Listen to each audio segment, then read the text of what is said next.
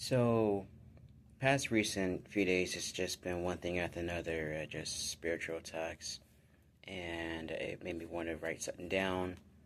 Yeah, I believe we should encourage other people as we're overcoming a lot of things ourselves. So, I titled "You Will Overcome the Storm." Whenever storms and bad times hit hard, press harder for God's presence. We are facing times of pain and fear, and sometimes just depressing. But the Bible talks about we will have trials and tribulations. In John 16:33, these things I have spoken to you, that in me you may have peace. In the world you will have tribulation, but be of good cheer. I have overcome the world. But he told us not to say to you that I told you so, but to remind us that where our strength and our joy comes from, and where our peace comes from. Yes, we are humans, but we are his children. He loves his kids, but somehow we lose sight and thought of it because the pressure can get too tense. That you want to crawl and just cry. But may I encourage you to seek his peace, his love. There in him, in Psalms 91, I will say of the Lord, he is my refuge, my fortress, my God in whom I will trust. You will find peace. You will also find strength.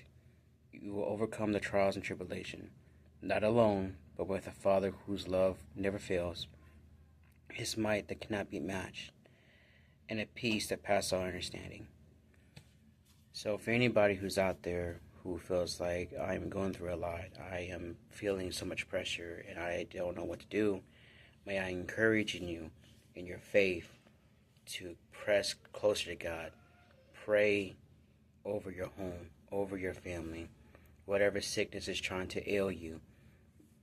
May I encourage you to get back into the Word, get back into his presence, go back into the scripture and remind yourself of the words that he spoke of. By his stripes we are healed. By his wounds and transgression. We must remember it is his word that we live by, and this is what we practice, and this is what we believe, and this is not just we just preach it, but what we believe and what we live on. And that we calling all these negative thoughts and casting all these imaginations out of our homes, out of our lives, and that we bring God's love and joy back into our home, his presence. And may I encourage every one of you, if you're not going through that, but if you have someone who is, please go check up them. Use your faith to help them in a time of need now. I know whenever we're having a good time and whenever things are okay, you think, well, I don't have to pray that much. No, continue to pray on.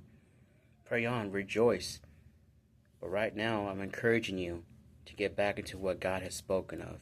About when I lose my faith, when I lose my strength, I can find it again in him.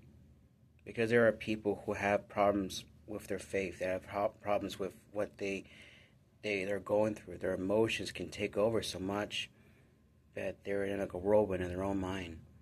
And that's where we need to come together as church, as people who are people of faith, to pray over them, reassure them, but what does God say? What does his word say? And why we stand upon it? What is the meaning behind it? Whenever someone has a problem with their faith and have a problem with things going on, encourage them, pray over them, over what does the word say about reassuring them. Because sometimes it can be hard. It can be a challenge. It can be one of those things where it's like, I'm going through a lot. God, are you there? He is there. I've been through some struggles, and I can tell you it's through Christ that I am able to overcome it. Especially now because it's June, it's men's mental health month.